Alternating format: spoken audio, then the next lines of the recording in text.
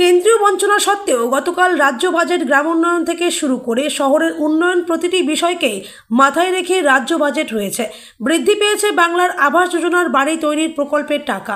এই নিয়ে বালুরঘাট শহরের আবাস যোজনায় বাড়ি প্রাপকরা যেমন খুশি, তেমনই বালুরঘাট পৌরসভার চেয়ারম্যান কেন্দ্রীয় বঞ্চনা সত্ত্বেও জামিন যোজনা থেকে শুরু করে শহরের বিভিন্ন যোজনা পর্যন্ত সকল কিছুই মাথায় রেখে রাজ্য বাজেট তৈরি হওয়ায় রাজ্যের মুখ্যমন্ত্রী মমতা ব্যানার্জিকে ধন্যবাদ জানিয়েছেন। রাজ্য সরকারের এই বাজেটে সাধারণ মানুষ যে উপকৃত তা সাধারণ মানুষের প্রতিক্রিয়া থেকেই বোঝা যাচ্ছে। ফাইন মেটাল ওয়ার্কস, যে কোনো ধরনের LED light, metal board, flakes board, নিয়ন বোর্ড, এসএপি ডেকোরেশন বানাতে আজই আসুন আমাদের প্রতিষ্ঠানে। আমাদের প্রতিষ্ঠান ফাইন মেটাল ওয়ার্কস, আশ্রমপাড়া মোড়, নিয়ার পেট্রোল পাম্প, ইসলামপুর। যোগাযোগ নম্বর 9971136010 অথবা 8076964664। কেমন লাগছে আবাস যোজনার টাকা পেয়ে?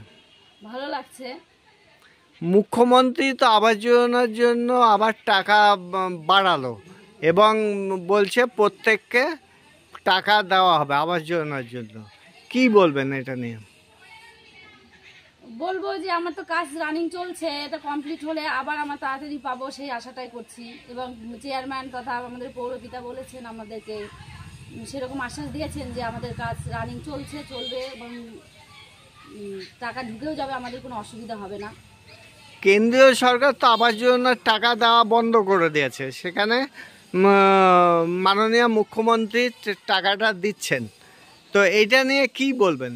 বলো দিদি আমাদের পাশে আছেন, থাকবে, আমরাও চেষ্টা করছি যে দিদির পাশে দাঁড়ানোর। আপনার নাম? আমার নাম টুম্পা ঘোষ সাহা। দেখুন, বিষয়টা হচ্ছে যে বাজেট আমাদের পশ্চিমবঙ্গ সরকারের পক্ষ থেকে করা হয়েছে, সেই বাজেটে গ্রাম উন্নয়ন দপ্তর থেকে শুরু করে, কর্মসংস্থান থেকে শুরু করে, আমাদের স্বনির্ভর গোষ্ঠী থেকে শুরু করে, আমাদের বিভিন্ন ধরনের উন্নয়নমূলক কাজের ক্ষেত্রে যেভাবে একটা বাজেট পেশ করা হয়েছে, সাধারণ মানুষের ক্ষেত্রে সেই বাজেটের মধ্যে একটা দিশা রয়েছে এবং এখানে কর্মসংস্থানের আভাস রয়েছে এবং গ্রামীণ উন্নয়ন এবং শহরাঞ্চলের উন্নয়ন সম্পর্কে আবাস যোজনার ক্ষেত্রে একটা আমরা দিশা পাচ্ছি। আগামী দিনে এই সকল কাজগুলো করতে পারবো এবং পাশাপাশি কেন্দ্রীয় বাজেট যেখানে দিশাহীন, যেখানে কেন্দ্রীয় বাজেট কেন্দ্রীয় বঞ্চনা, এত কেন্দ্রীয় বঞ্চনা সত্ত্বেও কিন্তু আজকে আমাদের পশ্চিমবঙ্গের মাননীয় মুখ্যমন্ত্রী তিনি কিন্তু সাধারণ মানুষের যে উন্নয়নে কর্মযোগ্য, তিনি সেটাকে এগিয়ে নিয়ে যাচ্ছেন। এই বাজেটের মধ্যেও সেটা পরিস্ফুটিত হয়েছে।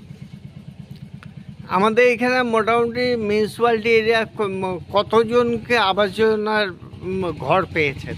দেখুন, আমাদের আবাস যোজনার ঘর কতজন পেয়েছে এই যে পূর্ণাঙ্গ ডাটা যদি আপনি চান, এই মুহূর্তে তো আমি আপনাকে এইভাবে ডাটাটা দিতে পারবো না। তবে এইটুকুনও বলতে পারি যে আমাদের যে 18-19 ফিনান্সিয়াল ইয়ারে সমস্ত যারা বেনিফিশিয়ারি ছিল তাদের কাজ আমরা প্রায় কমপ্লিট করে ফেলেছি।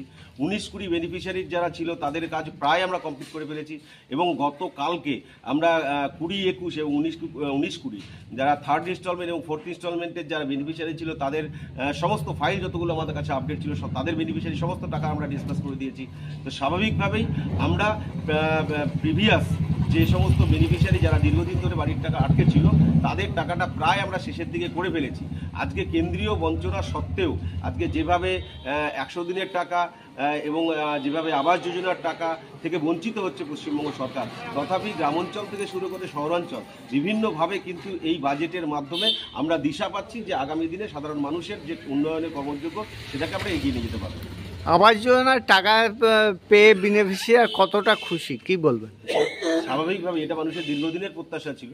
তার কারণ হচ্ছে মানুষ যে মাথার উপরে ছাদ, এই মাথার উপরে ছাদটাকে পাওয়ার জন্য তারা সবসময় এই বিষয়টা মমতা ব্যানার্জির প্রতি তারা আস্থা রেখেছেন, ভরসা রেখেছেন এবং মুখ্যমন্ত্রীর উপরে তারা আস্থা রেখেছেন, ভরসা রেখেছেন। স্বাভাবিকভাবেই সেই টাকাটা যখন তারা পাচ্ছেন, আজকে আবাস যোজনার টাকা বলুন বা 100 দিনের টাকাই বলুন, যে বেনিফিশিয়ারিরা পাচ্ছেন তারা কিন্তু সবসময় এই বিষয়টাকে নিয়ে তারা খুবই খুশি এবং উল্লসিত তারা।